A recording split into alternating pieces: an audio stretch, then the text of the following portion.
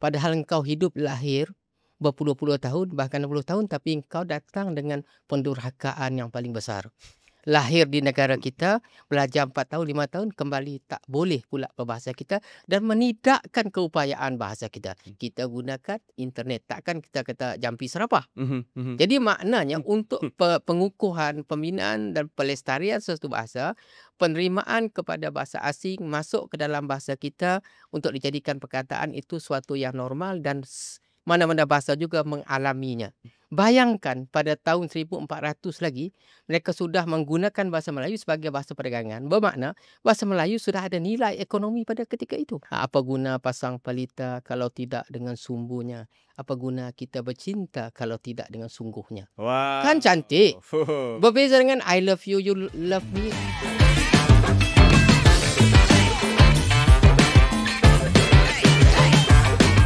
Assalamualaikum dan terima kasih kerana terus setia bersama kami dalam We Hear You, episod yang membawakan kepada anda pelbagai pengisian menarik dari dunia perniagaan dan juga memberi motivasi kepada anda yang bakal mengorak langkah awal dalam memulakan perniagaan sendiri. Namun dalam episod kali ini kita akan bawakan satu kelainan di mana kita akan bincangkan bahasa Melayu dan kedudukan bahasa Melayu di antara status bahasa itu sendiri. Apakah pengisian yang boleh kita bawakan dalam episod kali ini yang mungkin menarik minat anda? Sudah pasti komen-komen anda banyak membina dan kami harap anda juga akan menghantar komen yang berwibawa dalam rangka komen di bawah. Namun untuk episod kali ini kami sungguh bertuah dan berbesar hati kerana Ketua Pengarah Dewan Bahasa dan Pustaka sendiri telah sudi untuk tampil untuk ditemu bual. Jadi kita bersama dengan Dr. Hazami Jahari sendiri yang telah sudi untuk bersama dalam episod kali ini. Terima kasih Dr. kerana menerima undangan kami. Ya, sama-sama. Saya mulakan dengan ungkapan bahasa jiwa bangsa. Semestinya. Jadi mukadimah kita untuk sesi perbincangan ini Doktor. Apakah peranan Dewan Bahasa dan Pustaka, di mana asal usul Dewan Bahasa dan Pustaka itu sendiri? Baik, DBP atau Dewan Bahasa dan Pustaka ditubuhkan pada tahun 1956. Setahun sebelum kita mencapai kemerdekaan. Jadi kenapa DBP ini ditubuhkan sebelum kita mencapai kemerdekaan? Ada falsafah di sebaliknya. Yang pertama ialah ketika raja-raja kita memperkenankan pembentukan negara kita melalui kemerdekaan pada tahun 1957 itu, asas-asas pembinaan sebuah negara perlu diutamakan dulu. Selain daripada kita bercakap tentang politik, tentang ekonomi, tentang kemudahan prasarananya, asas utama yang perlu kita dirikan untuk sebuah negara ialah jati diri. Dan bagi membentuk sebuah negara yang pada ketika itu dikenali tanah Melayu merdeka, antara asas yang disebutkan ialah tentang kepentingannya kita meletakkan bahasa Melayu sebagai bahasa rasmi dan bahasa kebangsaan, dan ini termaktub dalam Perlembagaan Perkara 152 negara kita yang menyatakan bahawa bahasa kebangsaannya ialah bahasa Melayu dan bahasa rasmi bahasa Melayu. Ini telah dipesan, diwasiatkan oleh Raja-Raja Melayu ketika mereka memperkenankan pembentukan tanah Melayu yang merdeka itu. Wasiat yang kena mengatakan menjadikan bahasa Melayu sebagai bahasa kebangsaan dan bahasa rasmi. Jadi selaras dengan itulah, maka dengan semangat itulah DBP ditubuhkan pada tahun 1956 di Bukit Timbalan, Johor pada 22 Jun. Alhamdulillah, tidak lama lagi kami akan menyambut ulang tahun yang ke-69. Jadi asas kepada perubahan itu adalah tentang kepentingannya kita merdeka dengan acuan dan cara kita. Salah satu elemen penting ialah bahasa. Tidak akan dapat sesuatu pergerakan, kemerdekaan, kemajuan ataupun apapun nama istilahnya tanpa adanya bahasa. Kita berhubung dengan bahasa. Kita bercakap dengan bahasa. Kita menulis dengan bahasa. Kita bersyarat pun dengan bahasa. Orang melihat ekonomi itu sangat penting, tetapi sebenarnya ekonomi tidak dapat digerakkan tanpa bahasa. Maka kemerdekaan kita pada ketika itu memerlukan satunya badan yang boleh membina satu bahasa yang kuat, bahasa yang teguh sebagai sebuah negara yang merdeka, dan itulah apabila DBP ditubuhkan untuk memastikan agar bahasa Melayu yang telah diletakkan sebagai bahasa rasmi, bahasa kebangsaan dan juga bahasa penghantar dalam sistem pendidikan perlu bahasa yang kuat. Maka tugas utama DBP ditubuhkan ialah untuk membina bahasa kebangsaan, bahasa Melayu yang mantap. Yang kedua ialah menggalakkan penggunaan bahasa Melayu yang baik dan betul dalam kalangan masyarakat, terutamanya di peringkat penjawat awam. Dan yang ketiga ialah kita juga menggalakkan bakat dalam bidang sastra. Jadi maksudnya ialah bahasa itu tidak akan dapat bergerak sekiranya tidak ada orang yang menuturkan satu hal. Orang yang menulis dengan bahasa itu dalam konteks bahasa itu sebagai bahasa ilmu. Kalau kita tidak melatih mereka sebagai penulis dalam bakat sastra misalnya, ataupun dalam sistem pendidikan kita misalnya tidak menggunakan bakat penulisan yang baik, maka akan terencat juga aspek penyampaian ilmu itu. Dan yang keempat, asas kita menubuhkan DBP pada ketika itu ialah untuk mengukuhkan atau memperbanyakkan penerbitan-penerbitan dalam bahasa kebangsaan bagi menyokong sistem pendidikan kita yang baru bermula pada ketika itu. Jadi pembentukan DBP pada tahun 1956 itu sebenarnya adalah satu kerangka ataupun asas paling kukuh untuk kita menyambut kemerdekaan yang kita raikan setahun kemudian. Mungkin ramai yang mempunyai pandangan ataupun definisi yang berbeza. Apakah itu yang dimaksudkan dengan bahasa kebangsaan atau bahasa rasmi? Kalau kita lihat misal di Singapura, perlembagaan mereka ditulis dalam bahasa Melayu. Dan juga bahasa untuk menyanyikan lagu kebangsaan adalah dalam bahasa Melayu. Namun penggunaan bahasa Melayu itu kurang dalam konteks masyarakat Singapura. Namun di Malaysia alhamdulillah masih lagi dituturkan dengan meluas. Namun apakah definisi sebenar bahasa kebangsaan? Ya, secara mudahnya kita bayangkan begini. Apakah yang kita anggap sebagai bunga kebangsaan kita? Bunga raya. Maknanya itu sebagai simbol kepada sesuatu negara, menjadi identiti. Kalau kita katakan sebagai bahasa kebangsaan, itu bahasa yang dijadikan sebagai simbol kemerdekaan sesebuah negara. Tetapi bahasa rasmi pula bahasa yang digunakan dalam semua urusan rasmi negara. Tetapi tidak semua negara dia meletakkan satu bahasa sebagai bahasa kebangsaan. Bahasa rasmi boleh jadi 3. Misalnya bahasa Inggeris di Singapura, bahasa Mandarin dan juga bahasa Melayu.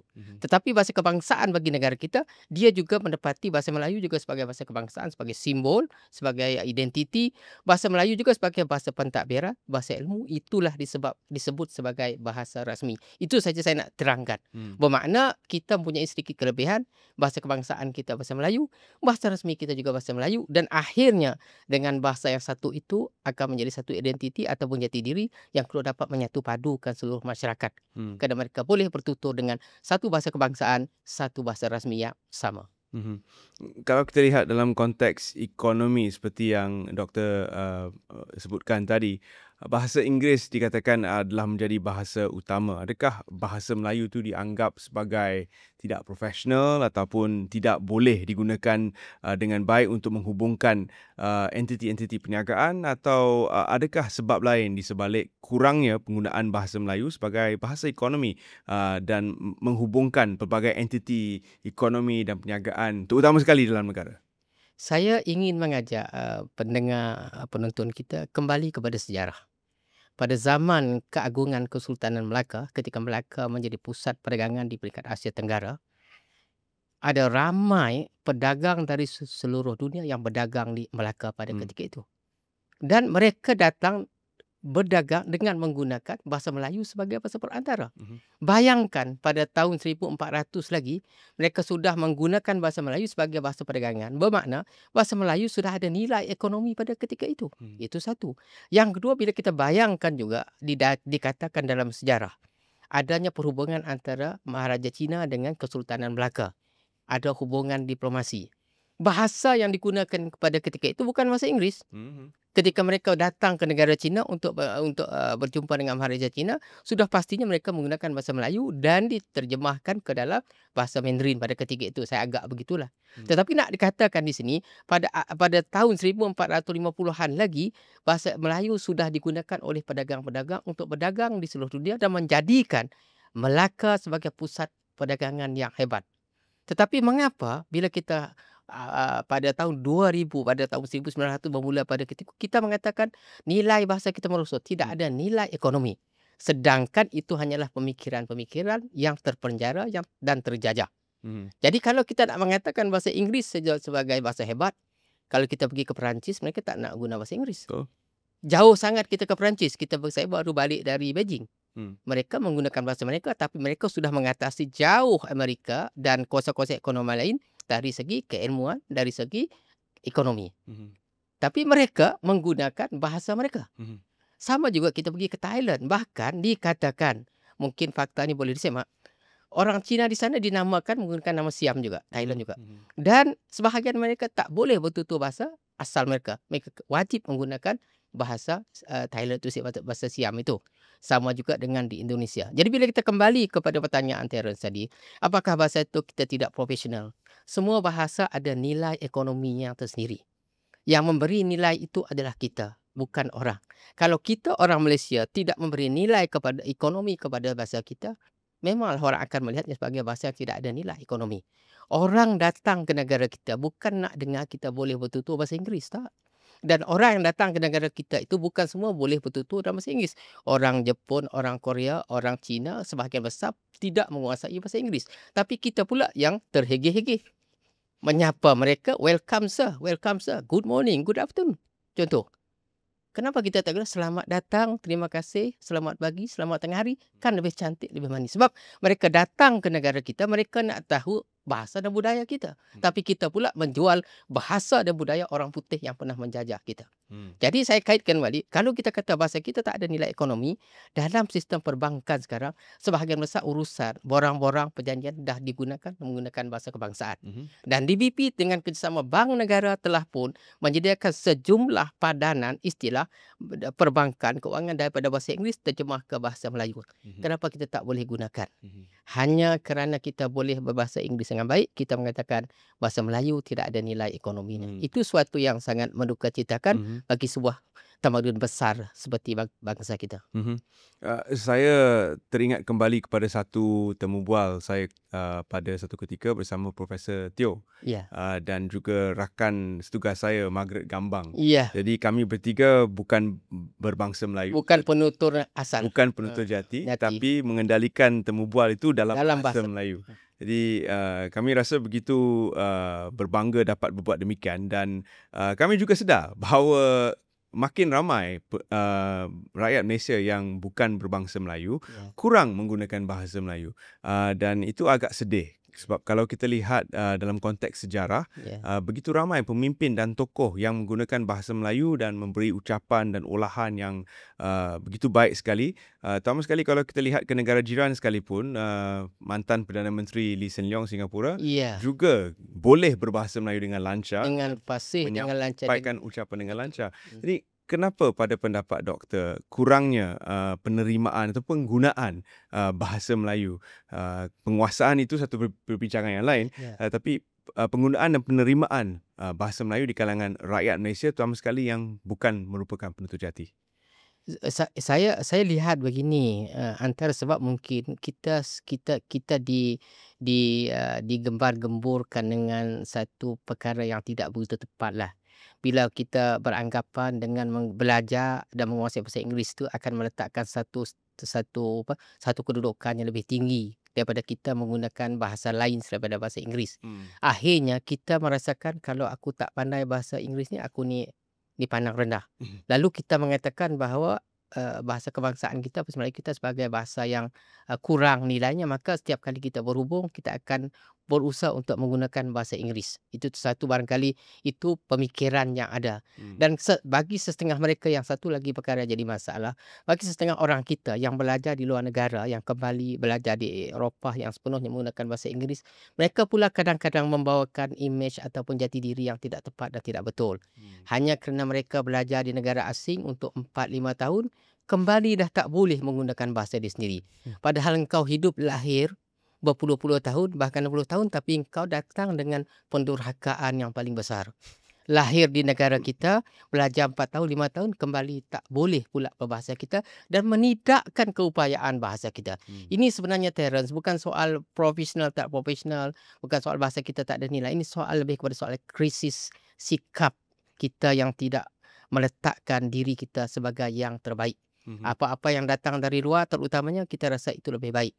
Padahal tu saya katakan tadi, buktinya dengan jelas. Kalau kita katakan bahasa kita tidak mempunyai mutu yang baik, kenapa UKM sudah melahirkan ratusan graduan dalam pelbagai bidang dan pengajaran menggunakan sepenuhnya bahasa kebangsaan. Bahkan sekolah-sekolah di negara kita pun bermula daripada tingkatan tahun 1 sampai tahun 6, tingkatan 1 sampai tingkatan 5 menggunakan bahasa Melayu. Tidak ada cacat celanya. Tapi apabila kita pergi ke luar negara untuk tempoh lanjutan ijazah pertama, kedua, kita mula lupa daratan, lupa asal-usul dan mula menepikan kekuatan bahasa kita. Tidak ada bahasa yang tidak ada nilai ekonomi. Selagi kita boleh berhubung, boleh berkomunikasi, itulah yang akan meletakkan nilai bahasa itu. Saya dah sebutkan tadi, DVP telah menyediakan sejumlah istilah, sejumlah perkataan. Maka kenapa kita mengatakan bahawa kita tak cukup istilah, termasuk juga istilah kejuruteraan. Kita dah bina banyak istilah yang berkaitan. Soalnya nak atau tak nak, atau sengaja mencari alasan. Tapi pada saya itu lebih kepada soal sikap dan soal kita ni kalau nak jadi bangsa besar, kita patut mencontohi bangsa besar lain sebagai anak paling mudah. Macam saya katakan tadi di China lah. Kita lihat di sana mereka sangat Yang Amat Berhormat Perdana Menteri pun baru menyebut dia cukup kagum bila dia berdatang ke Beijing. Pemandu pun boleh membaca hikayat-hikayat yang hebat. Pemandu juga boleh tahu sejarah dan budaya mereka. Tapi apa jadi kepada bangsa kita yang kononnya rasa nak maju, tapi kita hilang jati diri, kita tidak kenal asal-usul dan kita tidak tahu tokoh-tokoh hebat dalam sejarah kesusasteraan kita. Bahkan yang balik daripada negara luar tu membawa selanga bahasa Inggeris yang saya pun tidak faham sebenarnya kadang-kadang. Dan apa kita lihat adalah di kalangan golongan muda juga, Doktor. Mereka begitu terpengaruh mungkin dengan media sosial, mungkin dengan karakter-karakter ataupun dunia yang mana dibina di dalam konteks media barat. Jadi segala pertuturan adalah dalam bahasa Inggeris. Jadi mereka anggap itu adalah cool. Bahasa Melayu mungkin tidak ada karakter yang hebat, namun ada Mekamoto, ada Ejen Ali, semua menggunakan bahasa Melayu.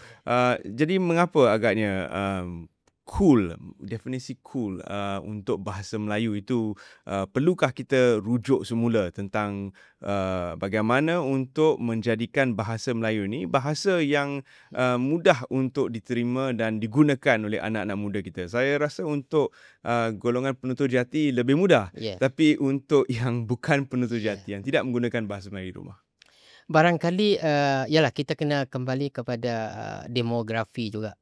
Satu ketika zaman penjajahan kita dipisah-pisahkan dari segi ras ataupun kaum. Itu satu. Kemudian dalam sistem pendidikan kita pula kita ada sekolah yang berbeza-beza. Tapi itu bukan masalah sebenarnya kan. Sebenarnya masalah. Lebih kepada saya juga melihat itu antara punca-punca yang kita warisi kan. Mengapa kadang-kadang orang yang bukan penutur jati ni sangat sukar untuk menggunakan bahasa kita dengan baik. Tetapi saya nak buat satu perbandingannya pelik pula, Terence. Saya suka merujuk kepada Beijing. Bila saya pergi ke Beijing menghadiri seminar, sepenuhnya mereka menggunakan bahasa Melayu. Dan bila saya tanya kepada pelajar-pelajar tu, mereka kenapa mereka suka belajar bahasa Melayu? Pertama dia kata bahasa orang Malaysia ni bagus, negaranya cantik, aman dan damai dan kita suka pergi. Kalau orang asing, orang yang hebat boleh mengakui kehebatan kita, kenapa kita pula rasa rendah diri untuk menggunakan bahasa kita? Itu yang pertama. Yang kedua ialah barangkali pengaruh media yang keterlaluan, khususnya media sosial. Dan mereka terpengaruh dengan watak-watak utama di dalam media sosial, khususnya yang pengaruh barat yang menggunakan bahasa yang dianggap sebagai bahasa yang cool tadi kan. Jadi untuk itu saya fikir sebenarnya bahasa Melayu kita tak kurang dari segi cool tak cool ni. Kita ada bahasa yang menarik, bahasa yang indah yang tak sama dengan kekuatan bahasa orang lain. Misalnya dalam budaya bahasa kita bahasa Melayu kita ada pantun, kita ada peribahasa, kita ada perbidalan yang boleh digunakan menjadikan perbincangan kita lebih cool. Kalau contohlah kalau kita nak cool dalam keadaan yang sangat menarik, kalau kita nak berjumpa dengan kekasih kita, kita bolehlah berpantun sesekali nampak cool yang lain. Betul-betul cool lah kalau istilah cool kan. Apa guna pasang pelita kalau tidak dengan sumbunya? Apa guna kita bercinta kalau tidak dengan sungguhnya? Kan cantik. Berbeza dengan I love you, you love me. Tak ada makna. You and I kan. Dia macam kosong kan? Kosong kan? Ya, luahan Macam kosong. juga pantun yang yang selalu diungkapkan oleh dalam filem dahulu, tuai padi antara masak, esok jangan layu-layuan. Intai saya antara nampak, esok jangan rindu-rinduan. Cantik. Kita tak menerokai bahasa pantun yang sangat indah kan? Jadi ataupun kalau kita nak katakan kita sedih berpisah, contohlah saya nak tunjukkan bagaimana hebatnya bahasa kita dan budaya kita tu. Ribu-ribu biji nangkaku, cincin permata jatuh ke ruang. Kalau you rindu, sebutlah nama I. Air mata jangan dibuang. Kan? Dari Indahnya bahasa kita, Terence. memang. Sememangnya doktor, bahasa Melayu itu bahasa yang indah, dan daripada pantun terakhir tadi saya Ya. akan ungkapkan satu soalan apabila kita kembali nanti. Pergi berlayar ke Pulau Belitung, singgah sebentar, labuhkan pukat, bulat air kerana pembentung, bulat manusia kerana muafakat. Jadi tanpa muafakat antara kita rakyat Malaysia, bahasa Melayu itu sendiri tidak dapat berkembang kalau kita sendiri tidak menggunakannya. Kita berjeda seketika dan kembali bersama anda dalam We Hear You selepas ini.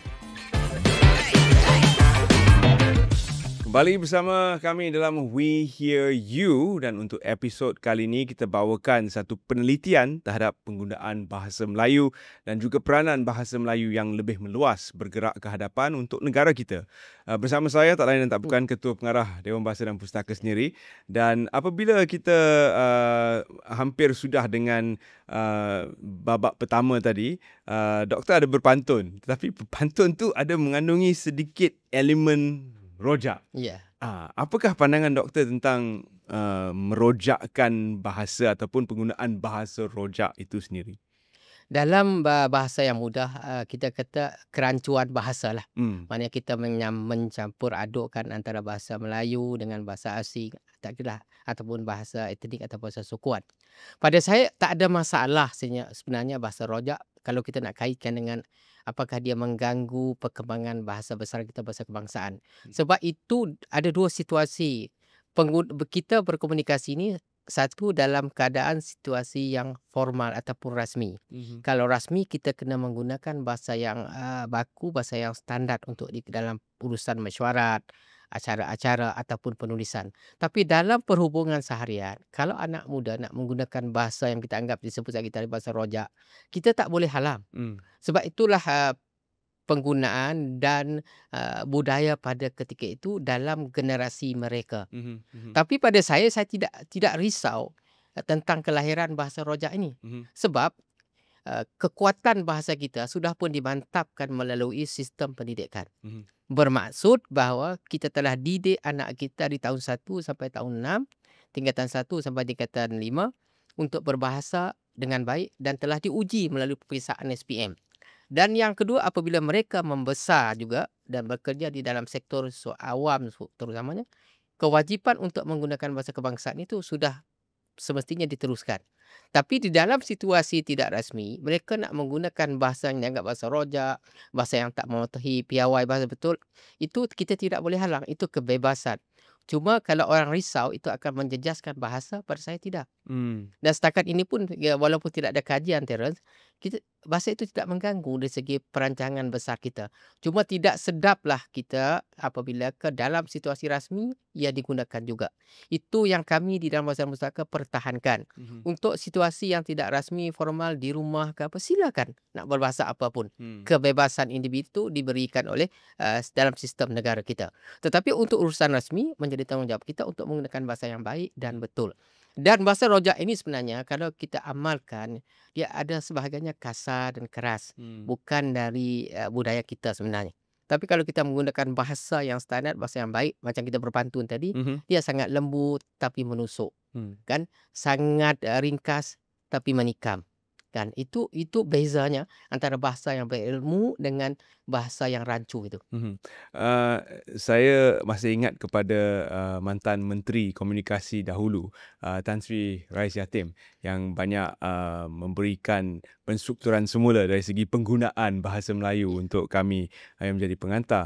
Dan beliau sering berkata kalau Malaysia ini kita sedia maklum ada pelbagai bahasa, maka akan berlaku cedok-mencedok di antara bahasa itu, dan kita harus berwaspada supaya tidak terlalu mencedok bahasa asing dalam menggunakan bahasa Melayu itu sendiri. Namun dalam bahasa Melayu itu sendiri pun ada pelbagai loghat tempatan dan juga penggunaan istilah serta perkataan yang tidak diselarikan kepada penggunaan bahasa Melayu standard. Apakah pendapat Dewan Bahasa dan Pustaka tentang kewujudan loghat bahasa dan juga perencah bahasa yang berbeza? Kita kena kembali kepada proses pembinaan dan pengembangan sesuatu bahasa.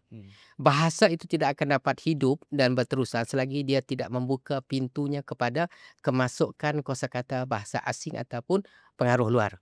Kita lihat bagaimana bahasa yang satu ketika dulu bahasa yang hebat, bahasa Latin dah tidak digunakan. Disebabkan oleh dia terlalu menutup dirinya. Dia takut kalau aku masukkan bahasa lain, maknanya bahasa aku akan hilang jati diri. Padahal dari segi proses pembinaan suatu bahasa, mereka dari segi dinamis, dari segi kemajuan bahasa itu, dia perlu beradaptasi dan menerima sejumlah perkataan-perkataan lain. Sebagai contoh untuk menerima bahasa asing ke dalam bahasa kita, kita tak boleh menolak kehadiran teknologi. Jadi dalam teknologi itulah dibawanya istilah. Macam mana kita nak menyebut telefon dalam bahasa Melayu yang tidak ada teknologi itu? Nak tak nak, kita gunakan telefon juga. Kita tidak ada internet. Tidak ada ilmu, itu tak ada. Benda itu tak ada dalam kehidupan budaya kita. Kita gunakan internet. Takkan kita kata jampi serapah.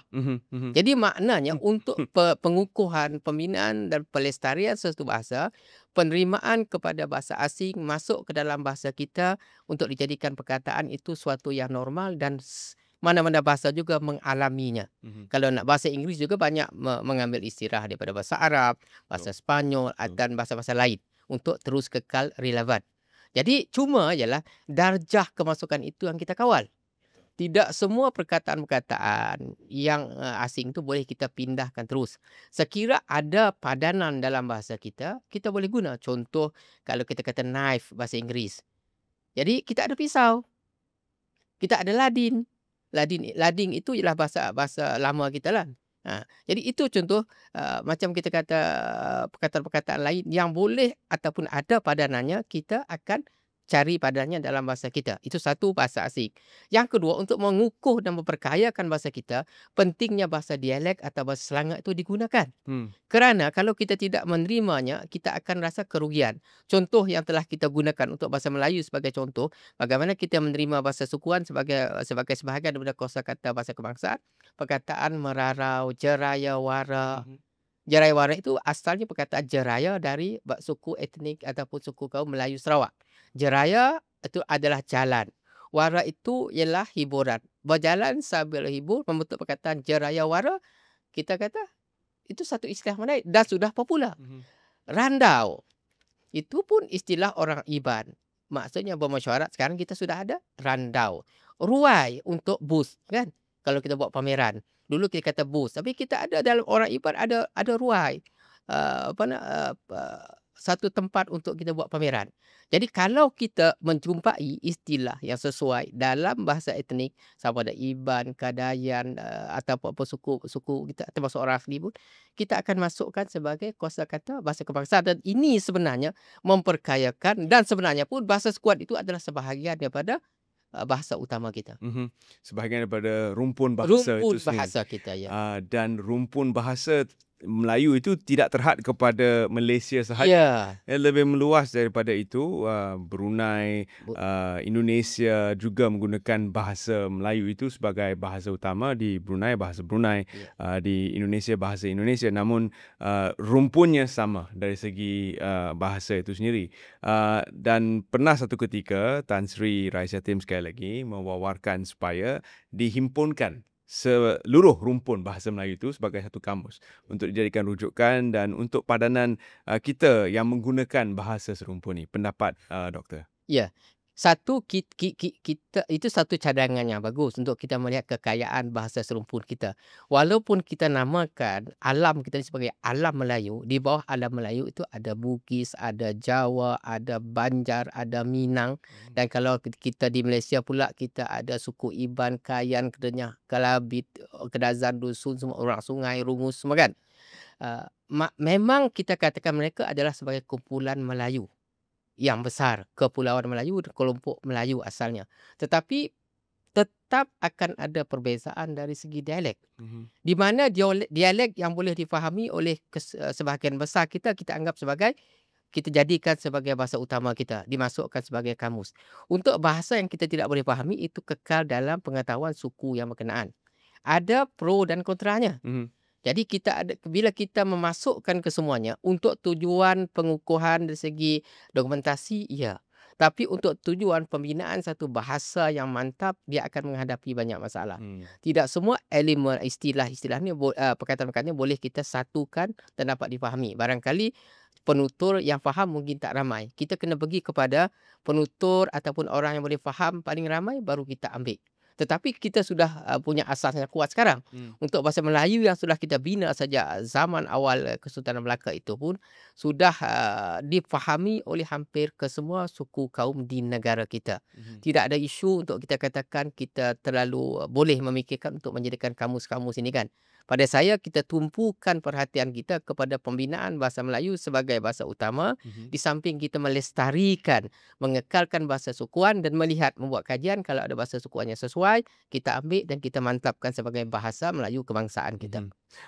Malaysia sebagai pengerusi ASEAN untuk tahun 2025. Jadi saya rasa terpanggil juga untuk bertanya kepada doktor tentang kedudukan bahasa Melayu dalam penggunaan bahasa itu sendiri secara meluas di antara 600 juta orang penduduk ASEAN. Kalau kita campurkan rakyat Indonesia, Brunei, Malaysia dan juga Singapura serta mungkin Selatan Thai dan Timur Filipina, mungkin kita akan mendapat sejumlah pengguna yang hampir 300 juta atau lebih. Jadi adakah bahasa Melayu itu mampu untuk berdiri sebagai bahasa yang merupakan bahasa pengantar yang diajar kepada penduduk ASEAN untuk berkomunikasi, berkolaborasi dan juga sebagai bahasa di antara kita rakyat ASEAN? Yes, secara teorinya boleh.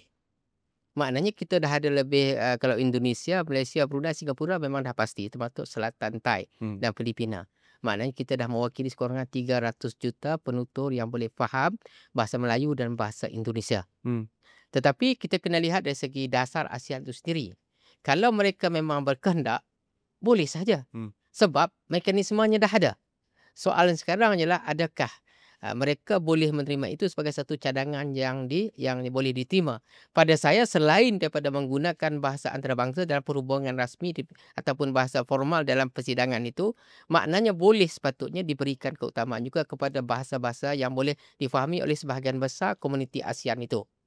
Dan itu kalau boleh dilakukan, DPP memang sangat rasa gembira lah. Ini saya fikir soal kemahuan dan mungkin kita tak pasti apa isu di sebaliknya. Dikatakan juga ada setengah negara dia tak nak namakan itu sebagai bahasa Melayu. Dia nak namakan bahasa nama dia. Pada saya itu bukan soalnya. Selagi bahasa itu boleh difahami, maknanya itulah alat perhubungan yang baik. Tetapi saya lihat ini tertakluk kepada persetujuan di peringkat tertinggi lah. Bagi kita DPP secara teorinya, betul 300 juta boleh saja kan. Sebab Singapura dah pasti boleh faham. Malaysia faham. Indonesia faham, Singapura faham dan mungkin Timor Leste pun sebagai ahli mungkin faham, sudah mewakili. Tetapi barangkali ada hal-hal lain yang kita tak nampak mengapa itu tidak berlaku lagi. Hasrat cadangan itu sangat baik pada saya. Terima kasih doktor. Seterusnya kita kembali kepada perbincangan asal kita tadi tentang anak-anak kita di rumah. Mungkin ibu bapa merasakan bahawa anak-anak mereka akan rugi sekiranya tidak menguasai bahasa Inggeris itu sendiri. Dan sebab itu bahasa Inggeris dipertuturkan di rumah untuk menggalakkan anak itu menguasai penggunaan bahasa Inggeris. Namun apakah pendapat doktor sendiri untuk ibu bapa zaman sekarang yang merasakan anak mereka perlu kompetitif, perlu berdaya saing, maka perlukan bahasa Inggeris itu sebagai bahasa utama? Kalau mereka bagi anak ibu bapa menggunakan bahasa Inggeris di rumah untuk tujuan memperkukuhkan bahasa Inggeris, bagus. Sebab bahasa ini perlu dilatih dan selalu digunakan. Tapi kalau dia menggalakkan menggunakan bahasa Inggeris itu dengan andaian bahawa jika kau guna bahasa Melayu, kau tak akan dapat bekerja dengan baik, itu satu pemikiran yang terpesong. Apapun bahasa yang kita kuasai, kesemuanya mempunyai kelebihan.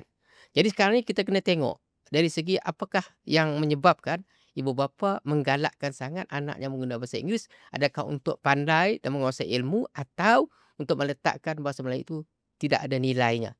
Jadi itu soal yang sangat sukar untuk kita fahami. Tetapi andaian kita ialah walaupun tidak ada kajian, kita selalu berfikir dengan menguasai anak-anak yang menguasai bahasa Inggeris ni, mereka akan jadi lebih baik, lebih tinggi mutunya dan lebih mudah mendapat pekerjaan. Itu andaian kita. Tapi pada saya kita tidak ada satu kajian. Bahkan saya minta satu universiti untuk membuat satu kajian yang nakal lah pada saya. Saya kata, boleh tak awak buat kajian pensyarah bidang ekonomi ini, satu universiti tersohor kita, buat kajian yang sangat mudah. Dengan perkataan, dengan kita menamakan sesuatu premis dengan nama Inggeris, dan buat perbandingan dengan kita namakan sesuatu premis itu dengan bahasa kebangsaan.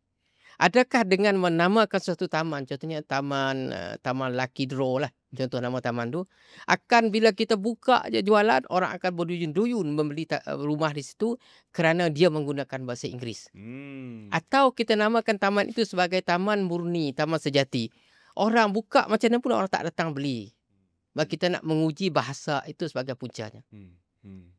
Jadi kalau betul ada kajian menunjukkan dia kita namakan sebagai taman itu sebagai Lucky Draw, buka hari pertama, hari kedua dah penuh, dan berbeza dengan sebuah namanya Taman Kerinci ke, Taman Ceras ke, langsung orang tak datang kerana diguna bahasa Melayu. Jadi kita nak menilai kekuatan ekonomi bahasa itu kena ada kajian, ada data, kan? Adakah selama ini Petronas yang sudah hebat itu hebat kerana namanya Petronas atau kerana kekuatan dalaman kepada perancangan dan strategi perniagaannya, termasuk juga bank-bank kita kan. Jadi kita selalu berfikir bahawa dengan menamakan sesuatu itu dengan nama asing, nama Inggeris, atau tertutur dengan bahasa asing, bahasa Inggeris terutamanya, kita akan dilihat lebih bernilai, lebih berwibawa. Itu pemikiran yang saya fikir kena dikaji semula. Kita di Malaysia bertuah kerana mempunyai pelbagai bahasa yang boleh kita belajar. Saya sendiri ketika di bangku sekolah, saya belajar secara tidak langsung bahasa Hokkien. Sebab itu adalah bahasa yang diguna pakai secara meluas di Pulau Pinang ketika itu. Jadi saya mempunyai sedikit tambahan kepada konteks bahasa saya secara peribadi. Jadi apa salahnya jika kita belajar lebih daripada satu bahasa, namun di mana harus kita letakkan bahasa Melayu itu dalam jati diri kita sebagai rakyat Malaysia? Ya, saya menyebutkan bahawa bila DBP mengatakan gunakan bahasa kebangsaan dengan baik dan betul, bukan bermakna kita menidakkan keperluan dan kepentingan kita menguasai pelbagai bahasa asing. Menguasai lebih daripada satu bahasa akan meletakkan kita lebih ruang untuk kita mendapat ilmu dan juga dapat berkomunikasi dengan pihak luar. Itu perkara yang sangat jelas. Tetapi dalam kita nak menguasai bahasa asing atau selain bahasa Melayu itu, jangan ada dalam fikiran kita mengatakan saya belajar bahasa asing kerana bahasa Melayu tidak standar, tidak bermutu dan tidak ada nilai ekonomi, dan kita memberi mesej yang salah kepada anak kita misalnya. Jadi kuasailah sebanyak mungkin bahasa. Dan kalau kita lihat orang yang hebat itu orang yang menguasai lebih daripada satu bahasa, itu memang hebat. Tetapi dalam pada itu kegairahan kita untuk menunjukkan bahawa kita ada ilmu, kita hebat, kita meminggirkan akan kepentingan dan jati diri bahasa kita. Sebab itu saya menyebut tadi, orang Cina hebat tapi dia tidak bergantung kepada penguasaan bahasa asing sepenuhnya. Tapi dalam konteks pemindahan ilmu, betul. Bayangkan di negara China, dia hantar pegawai termasuk dalam Jepun, ilmuannya dihantar ke luar negara untuk mendapat ilmu, sampai ke negara mereka, mereka sampaikan ilmu itu dalam bahasa mereka. Tak ada masalah. Kalau kita nak mengharapkan semua orang Jepun pandai bahasa Inggeris, proses pengilmuan itu akan menjadi lambat dan tersekat. Pertama, dia kena belajar bahasa Inggeris. Kedua, dia kena pergi ke luar negara untuk belajar dan bawa balik ilmu. Kalau dia pindahkan ilmu itu terus ke dalam bahasa dia, proses sangat mudah. Sebab itu kita lihat bagaimana Jepun begitu cepat dan China akhirnya.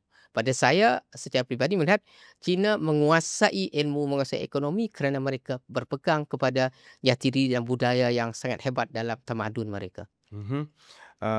Dan dengan itu saya berpantun sekali lagi. Pagi-pagi makan nasi, tanda anda rakyat Malaysia sejati. Terima kasih kerana bersama kami. Sila duduk, jangan lari. Sebab banyak lagi pengisian untuk kami bawakan dalam segmen terakhir perbincangan kita ini. Jangan ke mana-mana, terus setia bersama kami dalam We Hear You. Kembali bersama kami dalam We Hear You, dan tanpa membuang masa kita terus sahaja sambung perbincangan kita bersama dengan Ketua Pengarah Dewan Bahasa dan Pustaka sendiri yang telah sudi untuk tampil bersama kami, Dr. Azami. Doktor, apakah perancangan Dewan Bahasa dan Pustaka untuk memperkayakan kedudukan bahasa Melayu itu sebagai bahasa ekonomi dan juga bahasa AI? Kerana AI semakin hari semakin mendapat tempat, kita tidak mahu bahasa Melayu itu ketinggalan dalam turut memainkan peranan mempelopori AI. Baik, saya nak menyebutkan juga di permulaan ini ialah tentang apa strategi DBP dalam konteks memperkasakan bahasa Melayu sebagai bahasa kebangsaan.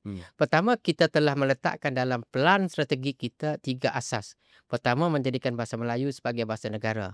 Kedua, bahasa Melayu sebagai bahasa ilmu. Dan yang ketiga, bahasa Melayu sebagai bahasa ekonomi. Itu teras yang kita perjuangkan.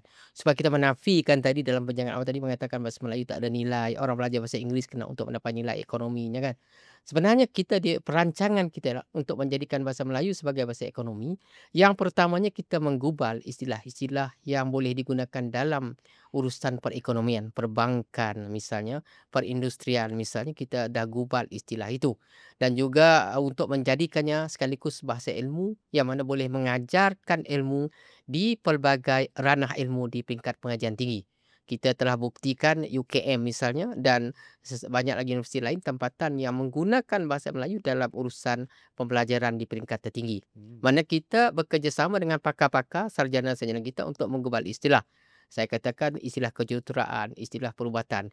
Memang kita akui kerja kita belum selesai sebab istilah ilmu itu berkembang, perkataan-perkataan baru muncul, teknologi baru muncul. Tapi kita sudah seiringan. Berkaitan dengan AI. AI ni pada saya saya bukan orang AI yang Terence, tetapi pemahaman kita dan sesuai dengan dasar kerajaan sekarang untuk ke arah digital itu, DBP sudah pun memulakan gerakan tu awal. Yang pertama kita ada satu yang kita namakan PRPM, Pusat Rujukan Persuratan Melayu secara dalam talian yang boleh dirujuk 24 jam di seluruh dunia. Maknanya dalam PRPM ini, portal itu kita meletakkan pertanyaan-pertanyaan, istilah-istilah yang terkini yang ada pada DBP. Dan saya nak maklumkan, di seluruh dunia sekarang, lebih daripada 138 negara sudah mengakses. Sebelum lagi kita menggerakkan kepada AI secara jelas dan terancang oleh kerajaan, kita sudah memulakan pendigitalan itu sendiri. Dalam arti kata, orang tak perlu datang ke pejabat kita untuk bertanya masalah bahasa. Cukup dengan membuka portal laman web DBP, pergi ke PRPM, sudah boleh tanya. Padanan perkataan ini apa? Pantun untuk ini apa? Sudah ada. Yang kedua, kita bergerak ke arah penerbitan kita. Bermaksud dulu kita menerbit buku dalam cetakan yang konvensional, dalam cetakan kertas. Sekarang setiap kali kita menghasilkan buku, kita juga sudah ada salinan lembutnya dalam bentuk digital yang boleh dijual sebagai e-books ataupun e-buku. Sudah kita gerakkan situ. Yang ketiga, kita juga sudah memanfaatkan kecanggihan media sosial. Kita ada dalam bentuk FB kita gunakan untuk kita menyatakan mengembangkan bahasa kita.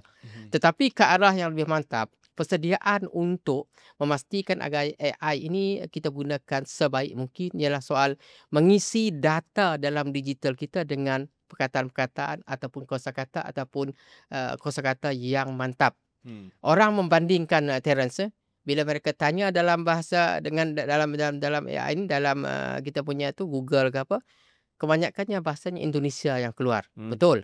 Sebab itu sekarang ni kita sudah mengusahakan untuk kita data raya bahasa kita nak jadikan kuat dan kita masukkan dalam sistem untuk memastikan agar apa jua carian akan kembali kepada bahasa kita. Saya mohon maaf tak boleh menggunakan istilah yang tersebut. Cuma saya katakan bahawa kita sedang mempersiapkan data kita ataupun korpus kita untuk dimasukkan ke dalam data raya besar. Akhirnya bila orang nak menterjemah, nak memindahkan kata, mudah saja. Kita ada satu bahasa yang standard. Jadi kita memang dalam perancangan ke arah itu untuk memastikan kita selari dengan AI, keperluan AI, selari dengan dasar kerajaan untuk kerajaan digital yang menggunakan sepenuhnya teknologi AI itu. Doktor tadi ada menyebut tentang bahasa Indonesia dan kita sedia maklum bahawa kerajaan Indonesia juga rancak mempromosikan bahasa Indonesia di pesara dunia.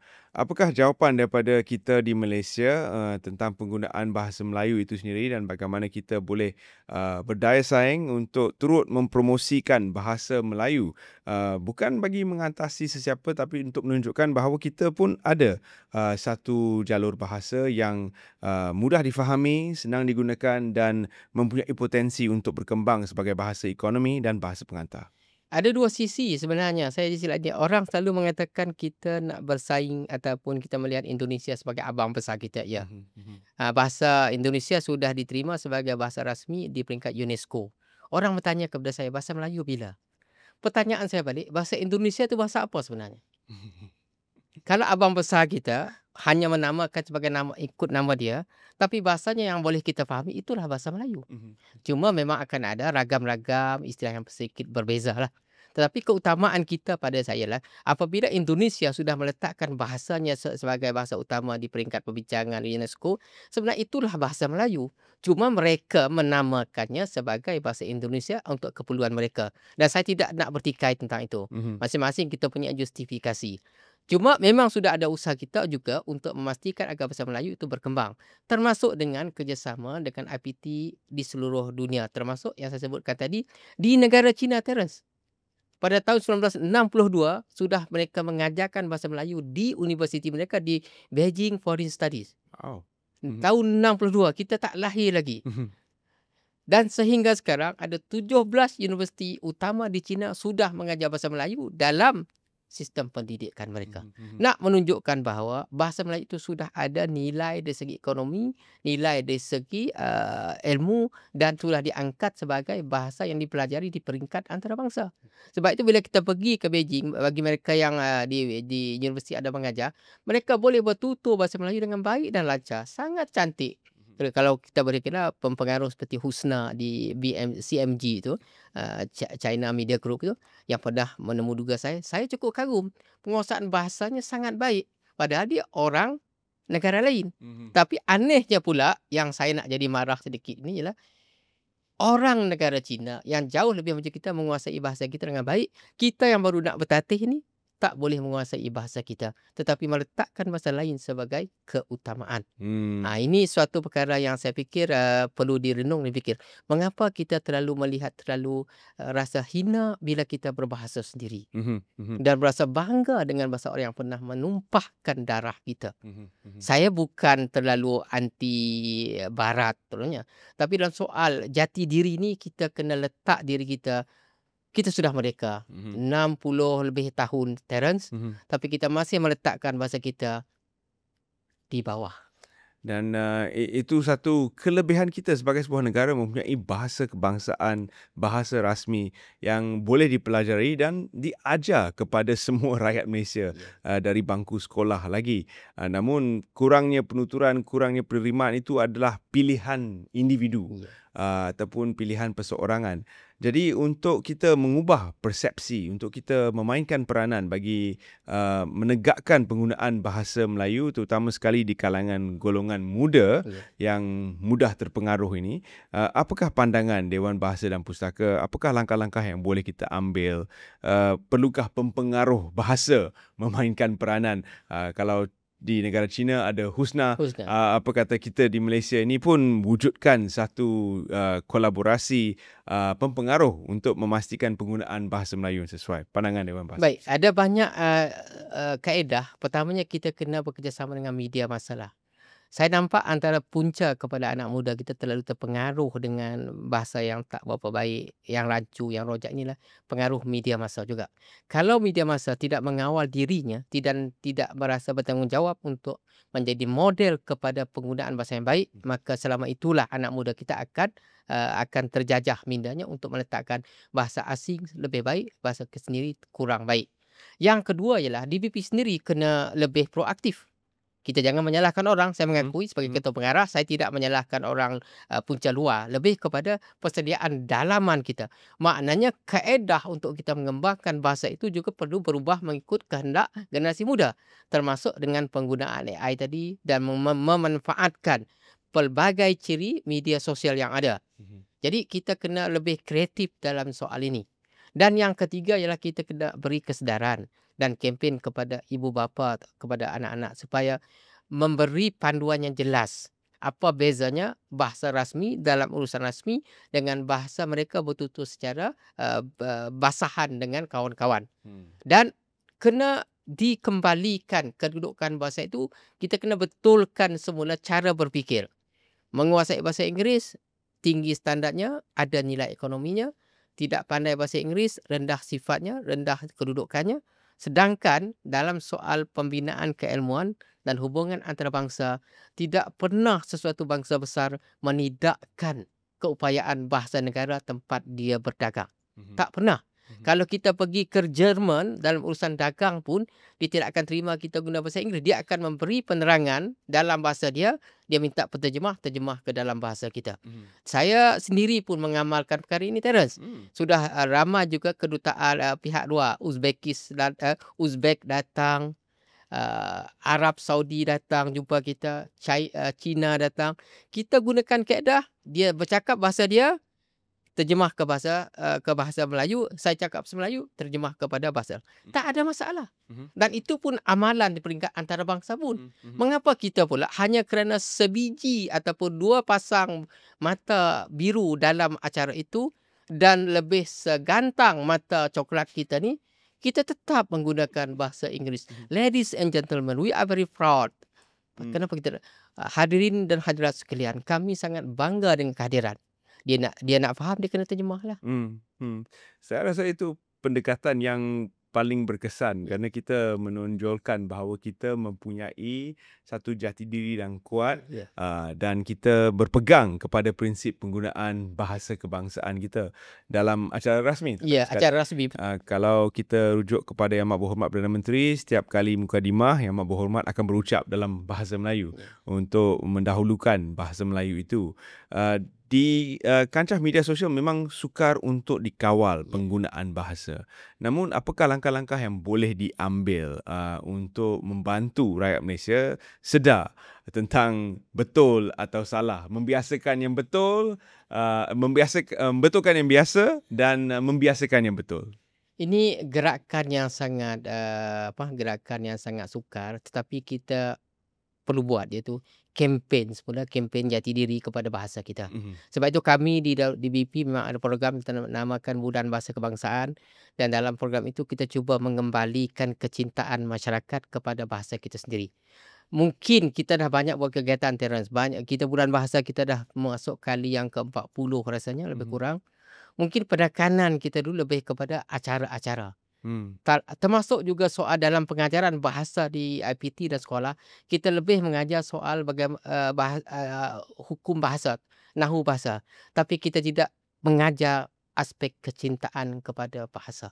Itu barangkali kita kena betulkan sekarang. Saya dengan rakan-rakan di dalam Bahasa dan Pustaka telah pun beri pandangan bahawa dalam pendidikan pengajaran bahasa kita tidak hanya mengajar hukum bahasa yang betul, tapi ialah meletakkan rasa cinta kepada bahasa kita.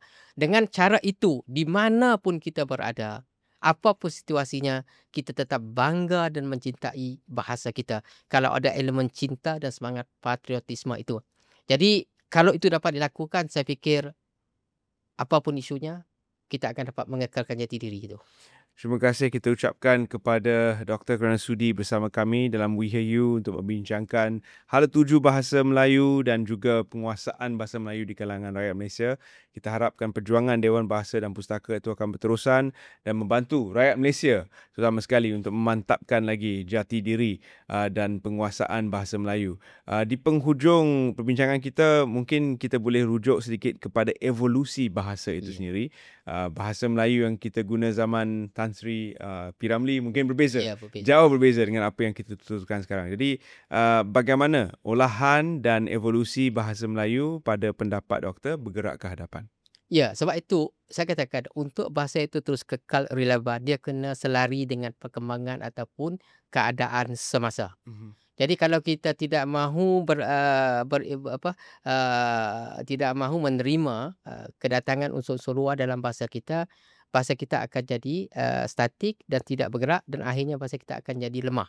Sebab itu mana-mana bahasa utama dunia pun, saya katakan awal tadi bahawa dia perlu menerima pengaruh bahasa asing, tapi tahap penerimaan itu harus ada sekatan dan ada kaedah dan batasannya. Jadi pada saya ialah sebagai sebuah bahasa yang ada nilai ilmunya, bahasa yang kuat dan mantap. Dia sentiasa terbuka untuk beradaptasi dengan situasi semasa. Termasuk terutama dalam bidang sains dan teknologi, banyak istilah baru muncul, teknologi baru muncul, kita kena membina itu. Tetapi dalam kita menerima, tadi saya sebutkan juga tadi, kita kena ada kawalan jelas untuk kita kekalkan juga jati diri kita. Di mana kita boleh menerima, kita terima. Di mana kita boleh menyekat dan mengawal, kita kawal dengan cara kita ada istilah dan ungkapan yang lebih baik dalam budaya kita. Jadi kita apa-apa bukan setakat soal bahasa, soal kehidupan secara keseluruhan pun kita tidak boleh hidup bersendirian. Bahasa itu berkembang dengan adanya sumbangan daripada pengaruh-pengaruh luar daripada bahasa itu. Akhir kata, sedikit nasihat daripada doktor sendiri sebagai Ketua Pengarah Dewan Bahasa dan Pustaka kepada para penonton kita, We Hear You, yang kebanyakannya menonton melalui Facebook dan juga portal-portal podcast rasmi. Jadi apakah nasihat kepada mereka sebagai rakyat Malaysia dalam konteks penggunaan bahasa Melayu? Saya rangkumkan beginilah saya punya nasihat. Pertama, tidak akan ada bangsa itu tanpa bahasanya. Yang kedua, kenapa kita mesti rasa rendah diri terhadap bahasa kita, milik kita? Sedangkan itulah yang orang nak lihat daripada kita, bahasa kita, budaya kita.